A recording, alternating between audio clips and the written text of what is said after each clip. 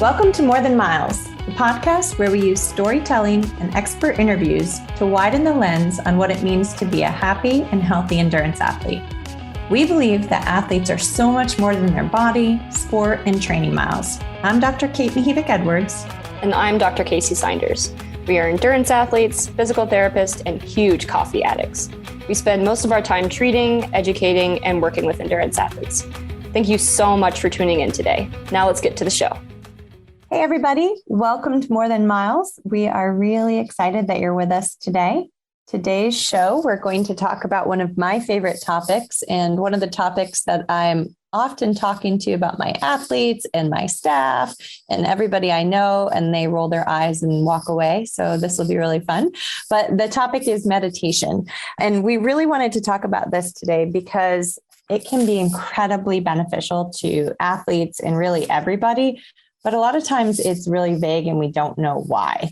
So here we are. We're going to explain some of the science. We're going to talk about how, why, when you should do this or could do this, and dive right in.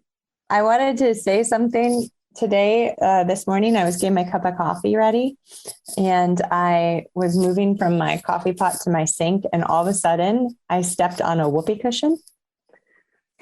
And my son has been hiding whoopee cushions under all of the rugs in the house, and I haven't really seen them. So when you walk around, you step on the whoopee cushion and makes this fart noise. That is excellent. Like, that is brilliant. Whoopee cushion on the floor instead of in a chair. You have a super advanced kid there. Oh my gosh. He's a 7-year-old boy, and where farts are the funniest thing you can imagine. They are. So that's what was happening to me this morning. Happened to be right after my meditation. So I was hysterically laughing to myself. You're so open and ready to accept the whoopee cushion. Oh, stop it. Yeah, at least I wasn't annoyed about it. That's true. It's true. If for anything else, the reason to meditate is so you don't get annoyed when you step on a whoopee cushion. That's the whole story. Okay, so let's jump into this. This is something I've been trying to get you to do for a very long time, since you were in PT school, actually, if I recall.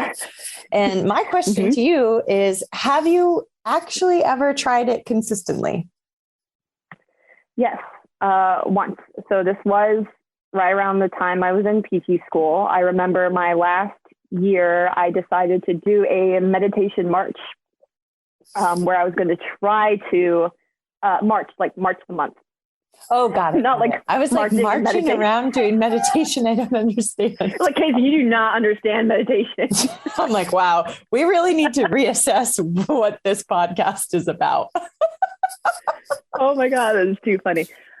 So the month of March, I was going to try to be consistent with meditation to see if I could get on some sort of routine. Because it's just like any other habit where you have to do it for a defined amount of time before it becomes a ritual instead of a routine. I forget what I started with. I think I started with 5 minutes. I didn't start with 1 minute because I thought that was too little. So I started with 5 minutes a day. And then each week I would add a minute to that. So by the end of the month, I was at almost 9 or 10 minutes of meditation, right?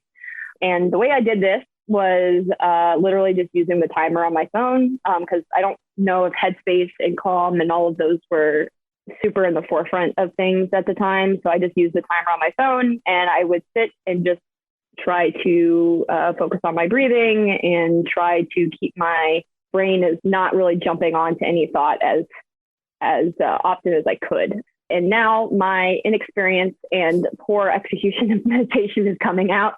What would be really good, because again, I think this is how it goes for most people, is your story is most people and most athletes. What are the challenges, or what were the challenges and are the current challenges for you and the roadblocks to even doing this?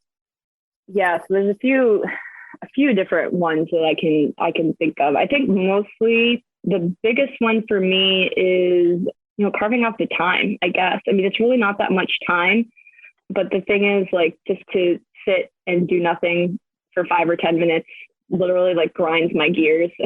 So I think that's like a very surface excuse. I think the bigger excuse, and if you really want to get deep with this, is that it's hard for me. Like, I know the science behind it. You are really involved in it. I read everything that you write, and I understand, and I've listened to podcasts, and I really do understand and think that it's beneficial, but there's like no emotional connection for it to me. Like, I don't have this, like it's a very empty, like, oh, I should do this versus this is important to me because it's going to help me with X, Y, Z.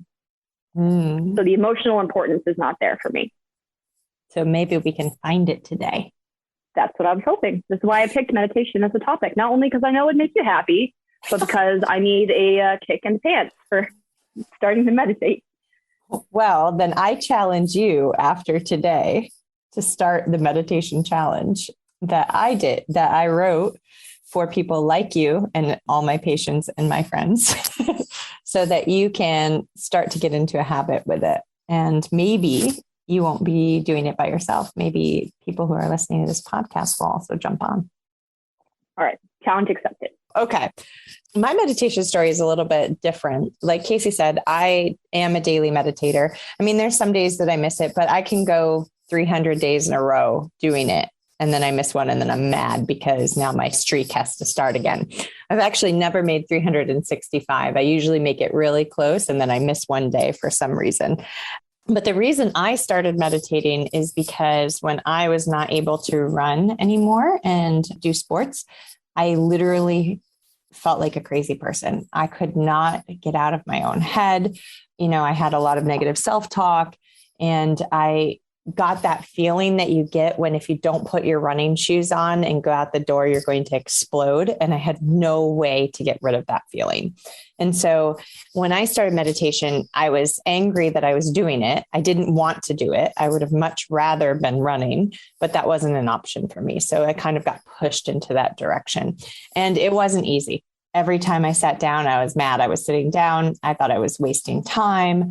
I couldn't believe I was just sitting there quietly. What was that going to do for me? All of the things that, you know, a lot of people say, that's how I felt.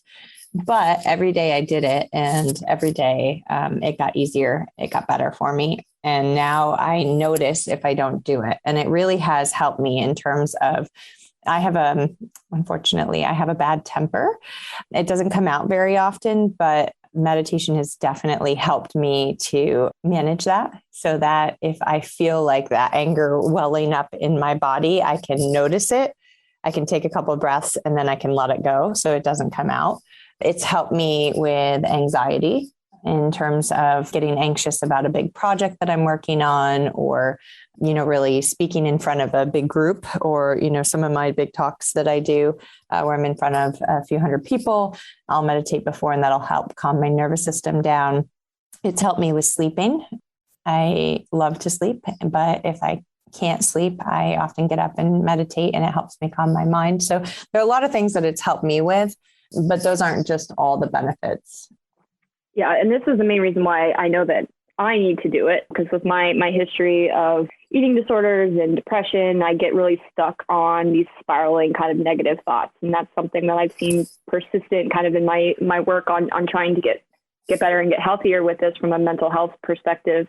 Because, you know, it can start with a small thought, and then it grows and it grows and it grows, and all of a sudden the world is on fire. Right.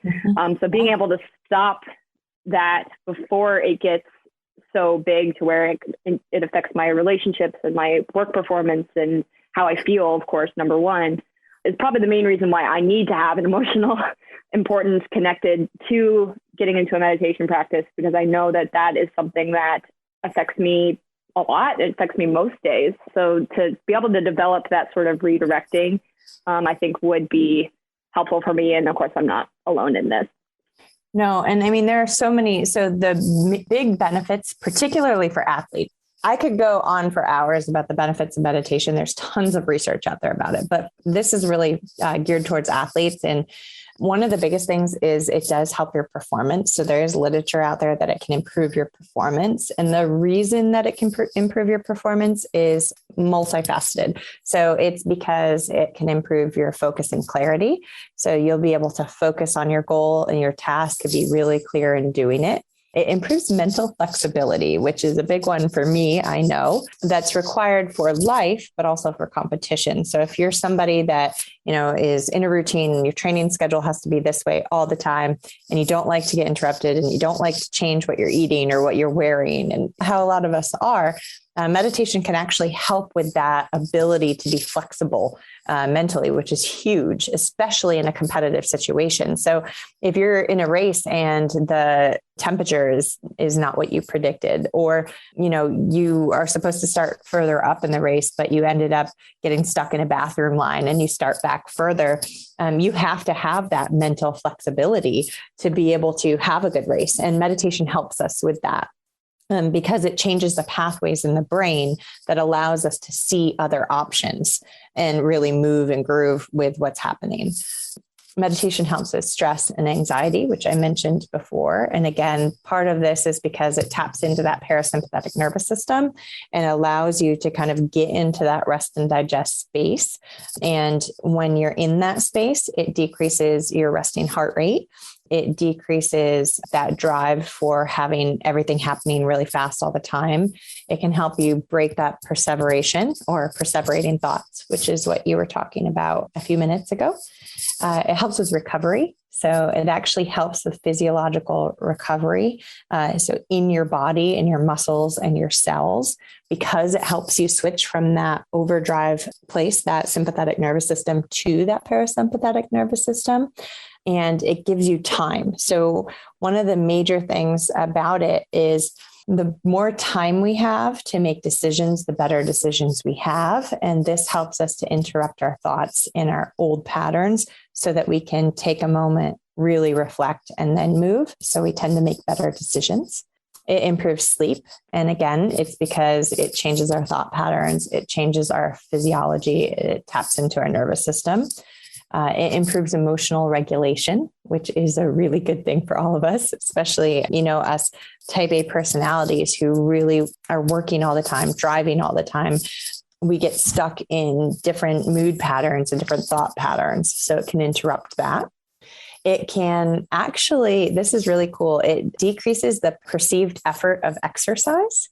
And so when we think about that, if you are either in a training situation or a race situation, think about speed work, for instance. You're out there, you're doing a bunch of speed work and you're driving really fast. You're pushing your body as hard as you can. And then you start to get these thoughts about how you can't push any harder. You don't want to do any more. And you kind of get in your own way.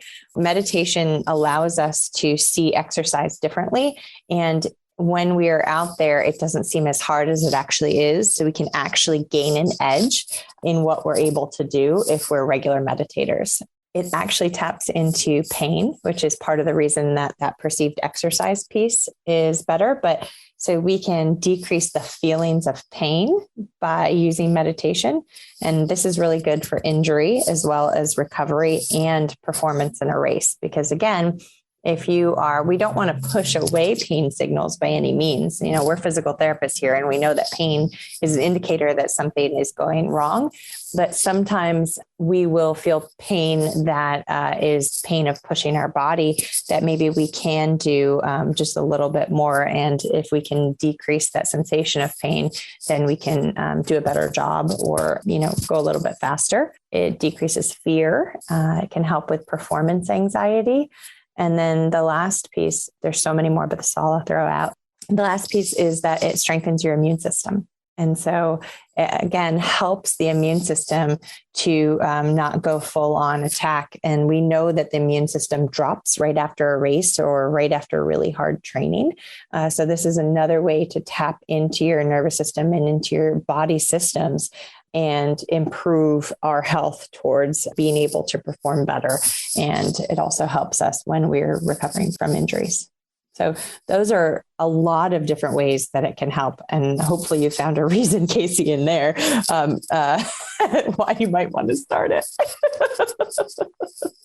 Yes, certainly. It's definitely so powerful. And I think what we're getting at here is, our thoughts and feelings are a huge driver for our physiology. And there's this, mind-body connection, if you want to call it. And this is why there's a lot of different types of exercise and, treatment options and things like that are trying to tap into this, because our brain is king and queen. That is what drives everything. And it drives how we feel, how we think, our actions, our thoughts, everything. Right. And so learning to I don't think control is the right word. You can correct me if it's right. Meditation, I don't think is necessarily about control, but it's more about that flexibility and agility to be able to letting go of control and then improving your flexibility and agility. Yeah. So letting go is one of my least favorite things. I just want to hold on. You're not the only one. Just want to hold on for dear life. I did see something on Instagram the other day where I was like, that is complete bull, where it was said that it was easier to let go than it was to hang on to something, something like that. And I was like, no, letting go is like literally the hardest thing to do. Because we're holding on so tightly because we feel safe. That's the reason why we don't let go, is because that's what we know and we feel safe there. Anyway, this is a little bit of a tangent here now, but I think it all comes down to it's the nervous system, basically. So, because this is a lot of different things, right? We're covering a lot of different arenas and part of physiological health. So let's talk about the nervous system, because I think that's kind of the reason why we can affect so many things with meditation, is because it addresses the nervous system. So I think we should elaborate a little bit on that. Okay, so I can just go into, you want me to talk about sympathetic, parasympathetic, and define that and that type of thing? Okay, so our nervous system is the king and queen, like you said, the nervous system and the brain. And we have different components of our nervous system. So we have our central nervous system, which is like our brain and our brain stem. And that's like executive function. And exercise actually impacts your brain in different ways. So different types of exercise impact your brain differently, which is really interesting. Kind of side note, maybe another discussion. And then there's your peripheral nervous system, which is everything outside your brain. If you could see me right now, I'm touching my head and my neck. It's also like I'm showing you, but your peripheral nervous system is everything outside of that. So it's everything that comes out into your arms, out into your legs, goes all the way to the tips of your toes. And then there's the autonomic nervous system, which we really think about is like visceral, right? So that's made up of your sympathetic and your parasympathetic. And then you can also kind of think of the endocrine system in there. But we'll really break it down to parasympathetic and sympathetic. Sympathetic is fight or flight. Parasympathetic is rest or digest. And most of us hear about that all the time. And actually, it's becoming cool, I've noticed. So a lot of people are really talking about that. Sympathetic nervous system. I know, I'm always so hip. I'm so hip. So anyway, as humans, we have to live in a balance, right? So we cannot always be in fight or flight mode. But in our current environment in the world, 2 or 3, I don't even know what year of COVID this is anymore. But with the idea of COVID always there, we have this underlying stress that's always, always there. And then we also have stress of work, stress of life, financial stress, whatever. And all of that kind of builds up so that our sympathetic nervous system is really always on. One of the things I like to say is that sometimes our phone and our devices and all of these life stresses are like a lion. And if we don't stop sitting in the room with the lion, we're going to be eaten up. We don't know how to turn off our system. How many of us go to bed with our phones? How many of us are constantly answering email in the middle of the night?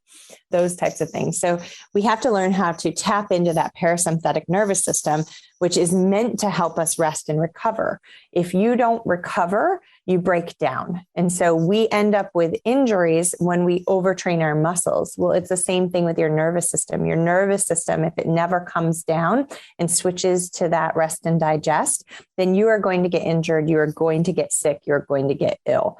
And that's why meditation is a really, really big deal, because it allows us to turn off our sympathetic nervous system, our fight or flight system, and drop into that other system, which is rest and digest.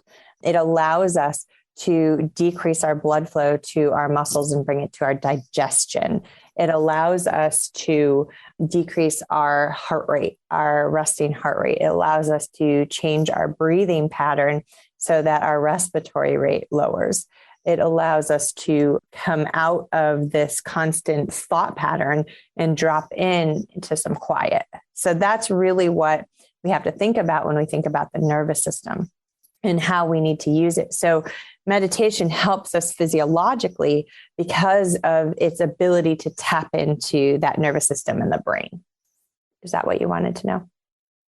Yeah, absolutely. The way I put that in like the simplest terms and the way I think about this is, or what is your brain and body prioritizing in the moment, right? So when we're in our sympathetic nervous system, that's when we're in a protective mode. We feel like we need to stay safe. It's very tied to survival. It's a very kind of like primal mode to be in. And so getting into more of a like parasympathetic rest and digest sort of mode, it's almost like an extension of sleep. I think a lot of people know that sleep is important for recovery, and think of this as a little bit of sleep that you can insert into your day. It's not necessarily a nap, right? So even though napping is fantastic. Napping is great. I can't personally do it. I'm not gifted with the nap capability, but I don't really either. I don't know. But that's because you're in your head. Oh, yes. Mm-hmm. Absolutely. Yeah. So one of the ways you can measure, as athletes, we like to measure things. One of the ways that we can measure our nervous system is heart rate variability, which we have talked about before. But heart rate variability is really the best window into the nervous system and how it's functioning and if it's balancing. And so we need our nervous system to be balanced, and we want to be able to go into that sympathetic nervous system, that fight or flight, very quickly. But we also want to be able to transition into that parasympathetic, that rest and digest very quickly. And so heart rate variability measures the agility of your nervous system. And so as athletes, I often, when we start to meditate, I like us to track our heart rate variability a week before we start, and then start tracking our heart rate variability during meditation, during that period of time where we're starting it, and see if your heart rate variability changes. And you will see that it does improve over time. So it's a really good way to get objective measure whether this particular technique of meditation is helping your nervous system balance. Yeah, and we did talk about this before, but the way you measure that, there's a lot of different tools out there to measure heart rate variability. Of course, the most accurate being some sort of wearable device. So if you Whoop, Oura Ring, there's a couple of other sort of devices out there that you wear all the time and can track that for you. And a lot of the data and technology is really fantastic. Again, another sort of reminder here is that you can check your heart rate upon waking. And you can track that if you're really not willing to make a huge investment in some sort of device. You can take your heart rate every morning and kind of see how it's trending. And that can give us some information as well.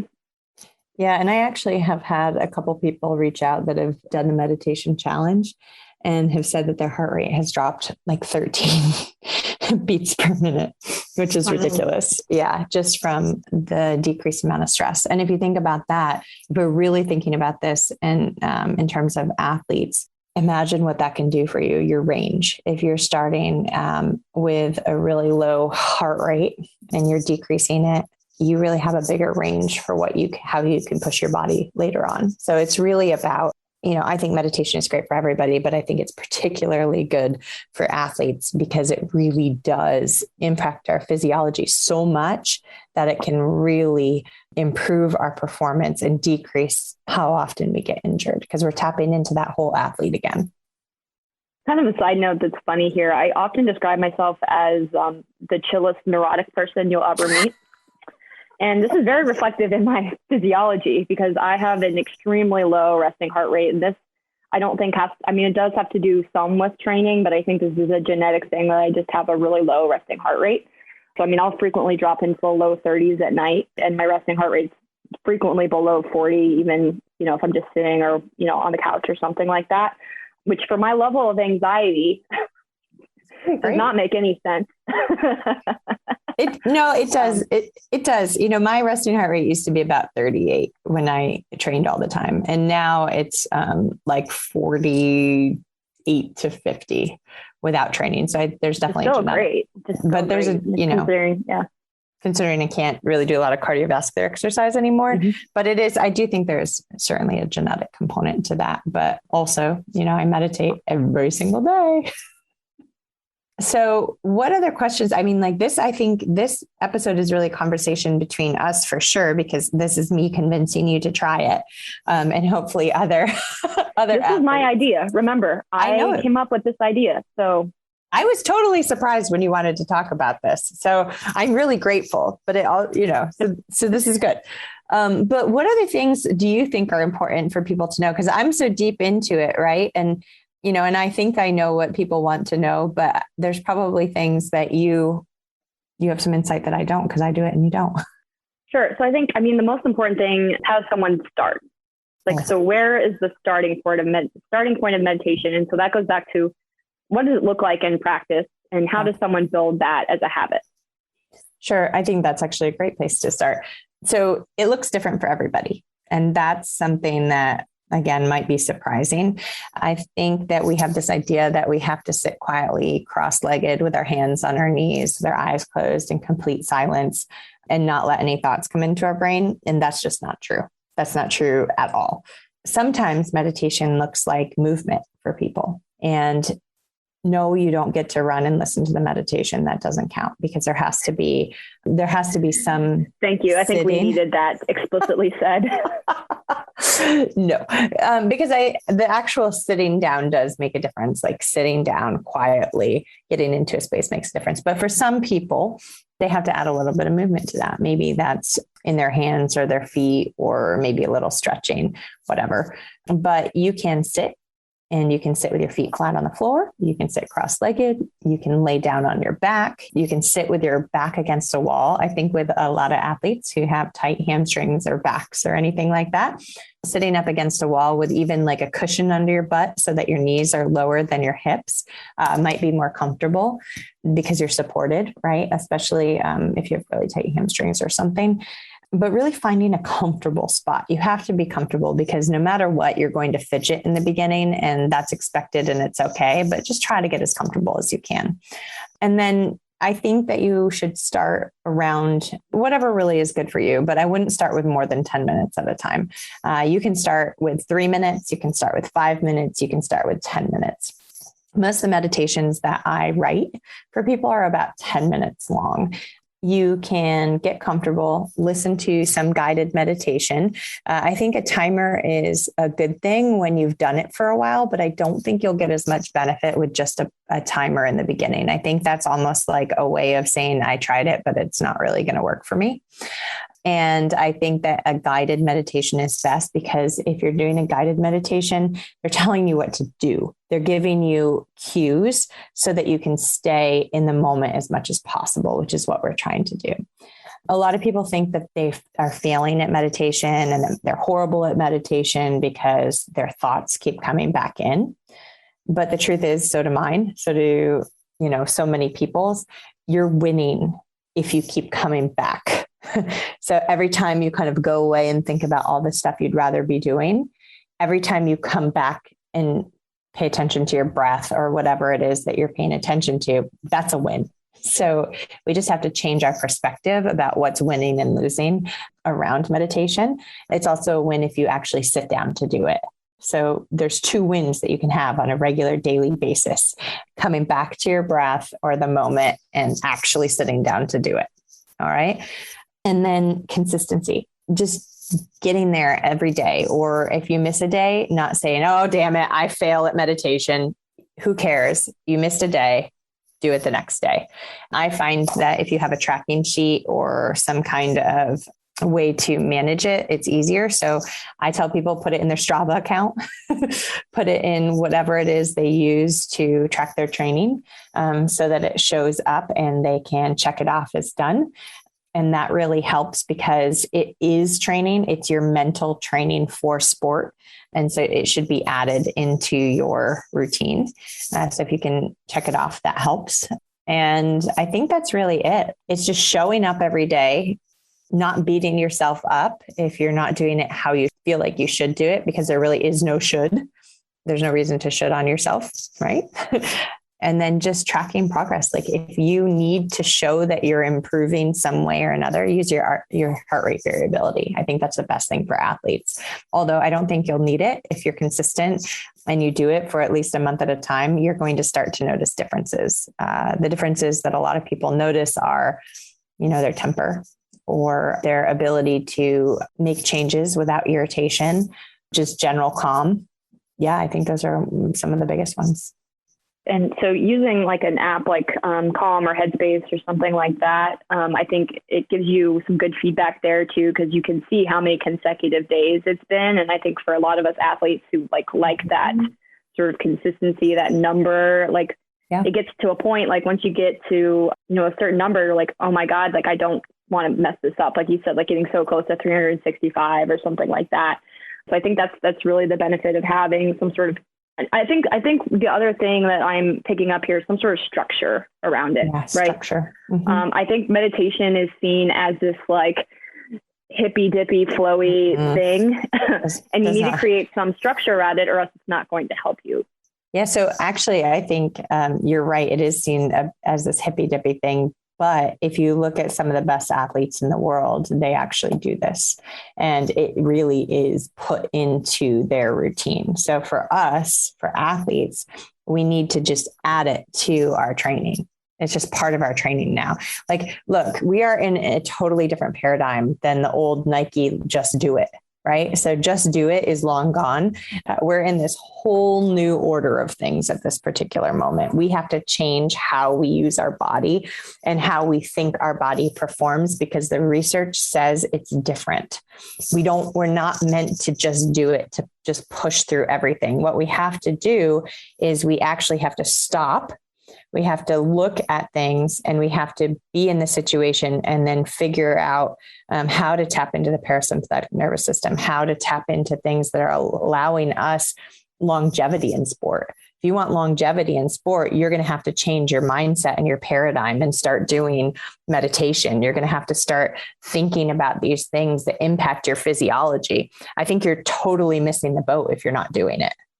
Yeah, absolutely. And I think the more relevant we make this to athletes, because of course there's so many reasons from just a human and life perspective to do this. But I think what we're really going to get and like hit home is talk about how important this is for athletes in particular. So I want to speak both to performance, both in competition, and then also for our rehab population. I think those are the two things that I really want people to get out of our conversation today. Yeah. So actually, we were talking about this beforehand, but I'm just about to finish today 2 particular specific sets of meditation series. It's a 7-day series for improving your performance before a race, or it's a race prep series. So hopefully we're all meditating all the time in training, but this is going to be just a 7-day series that you can do right before a race to get you in the right mindset, get your physiology to kind of calm down so that you have the best race that you can possibly have, get rid of perseverating thoughts and get out of that whole like crazy taper mind. Like, I got to be moving, but you really should not be moving. So this meditation is meant to kind of help with that. I'm going to, there's one about visualization. So, because we know that visualization is really important to get us to the finish line, but even the starting line. So I have a series that's coming out next week, I think, that has to do with race prep. And then I've also created a 14-day. I say 14-day, I may change my mind because most people are injured far longer than 14 days, and most habits are built in 21. So I'll probably change it to 21, but right now it's a 14-day meditation series for the injured athlete. And this really addresses, when I do meditations for athletes, what I do is I address a topic. And I address a topic that's relevant to the athlete. And so often what I'll do is I will pick a topic like control. That's one of them. So what I'll do is I'll say, hey, this meditation is about control. And then I will guide you through the meditation, what you should be doing, like how you should be sitting, what you could be feeling. And I will, after a while, I'll bring you back to whatever it is I want you to be paying attention to. And then we'll talk just a little bit about how control manifests in the rehab process and how we might be able to relinquish some of that control during that process so that it can go well and we can do better. So those are the kind of meditations that I'm writing, which is very different than probably the idea of the hippy dippy ones that you're thinking of. So mine are very specific to athletes. Yeah. And to elaborate, or I guess I have a question about that, because, oftentimes I think of meditation as redirecting back to the present. And so if you're doing a meditation about control, for example, and where you get the athlete or the participant in the meditation to think about that, aren't you starting some sort of thought process or some sort of thought train that's going to take you out of the present? That's a great question. So not necessarily. And when I'm talking about this meditation, I'm sandwiching the meditation with control. So we start by introducing the fact that this is what we're going to talk about. And then I take you through the meditation to guide you into the present moment. And then we come back and we talk about how our thought process around control. That's a little bit different. I'm not going to take the whole meditation and throw you points about control, because then you're not tapping into your nervous system. But it's really like sandwiching the meditation in between, so that you have direction and something that is really going to impact your rehab or your performance. Okay, I see. Yeah. So next time I go order a sandwich, I'm going to order a meditation sandwich. You got it. With some control. With a little control. With a little control, or letting go. Your favorite. Yes, letting go. A little bit of emotional agility. Emotional agility. Wow. Isn't that crazy? Emotional agility mustard. Oh, that's right. Because I love that. I'm going to use that somehow. I'm writing emotional agility mustard, because that's exactly what it is. If you want to have emotional agility, then you have to be able to do this kind of thing. You got to put it on your sandwich. You got to put it on your sandwich. This is why I love doing podcasts with you. So fun. Great. We have a great time here. Yeah. We have a great time. That's funny. Yeah. So I think one more thing I want to talk about is, so in someone who is injured, what role does meditation play in their recovery? So I know we've touched on it, but I kind of want to put this into like a direct point. Like, if you're injured, it's important to do meditation because I know that's why you wrote this whole series, is because you tell your patients to meditate. And they don't do it. And it's a really important part of their rehab process. So I really want to hit that home. Okay, great. So there's a couple of things. I'll start with the idea. I'll try not to make it too long. So I'll start with the idea of athletic identity, right? And so when we are injured and we have a strong athletic identity. So an athletic identity is how much we identify with being an athlete and how much others identify us because we are an athlete. Okay. So if we have a strong athletic identity, we may have all of our friends might be athletes. Okay. Maybe everything we do in terms of eating has to do with our sport. Perhaps all our clothes have to do with our sport.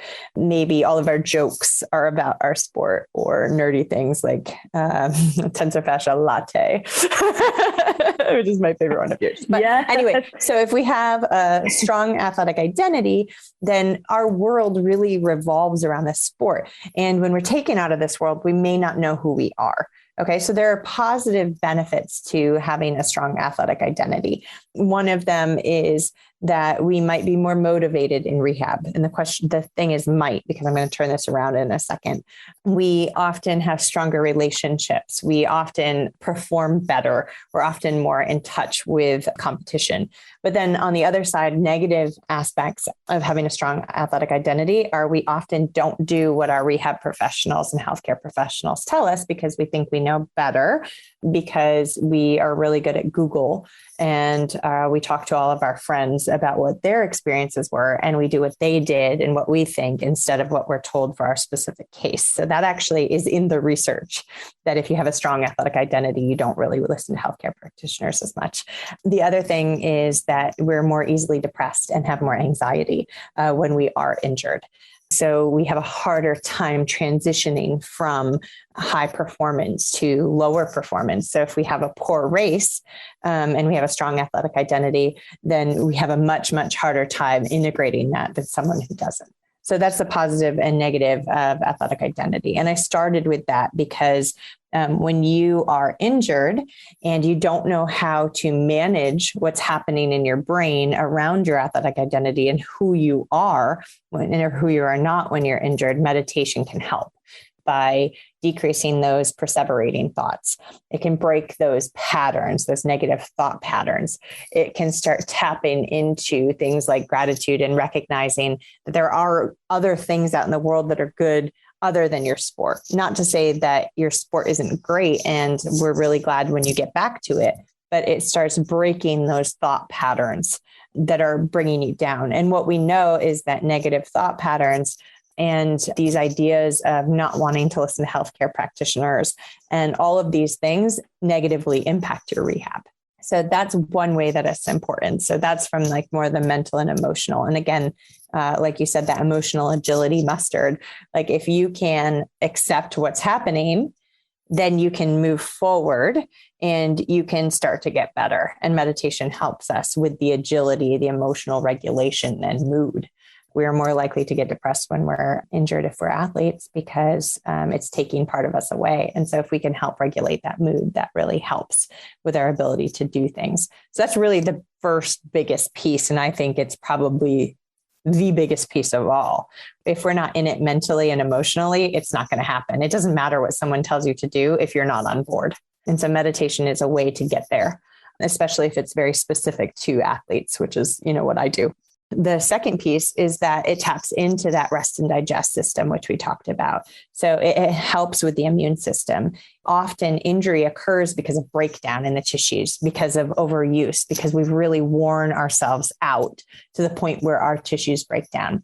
So meditation taps into that parasympathetic nervous system and allows us to get that rest that we need. It allows us to recover better. So physiologically, it starts to help us out of that negative cycle of breakdown, which is the second piece, that is really important. And if we can get out of that cycle of breakdown, then we really move towards that cycle of recovery. Awesome. That was perfect. Thanks. Yeah, no problem. So I think now would be a great time to talk about the meditation challenge, how people can find it, how they can join us, or more specifically me in the challenge. Heck yeah. So tell everyone where they can find the meditation challenge. Okay, so the website is kateandhebeckedwards.com.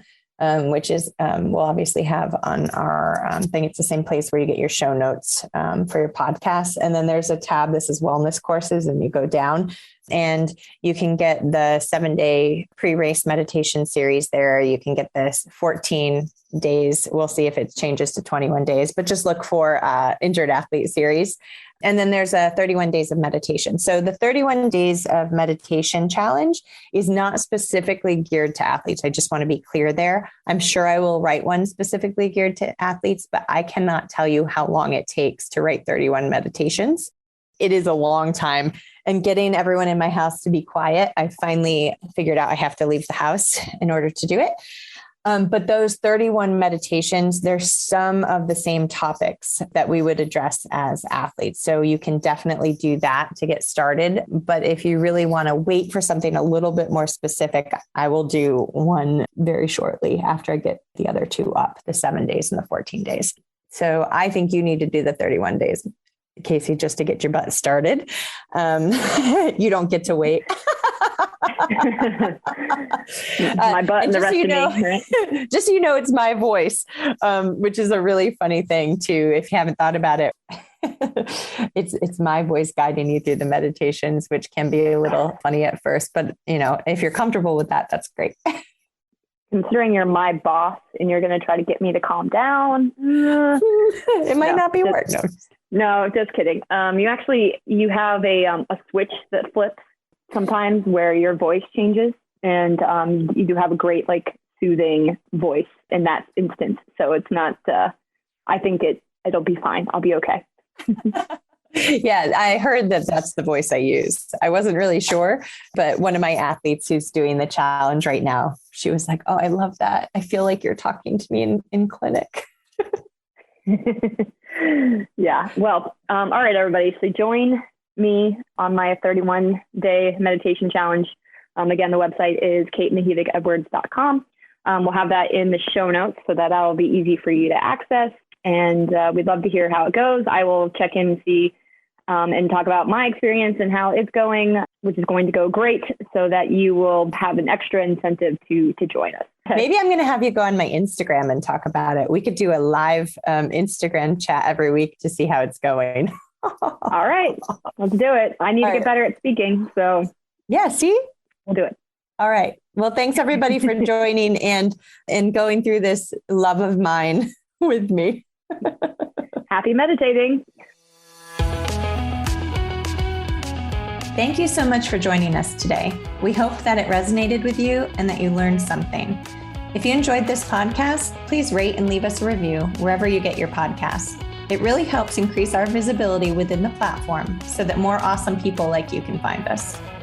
If you'd like to support us further, pretty please, you can visit our Patreon page at patreon.com/morethanmiles. That's www.patreon.com/morethanmiles.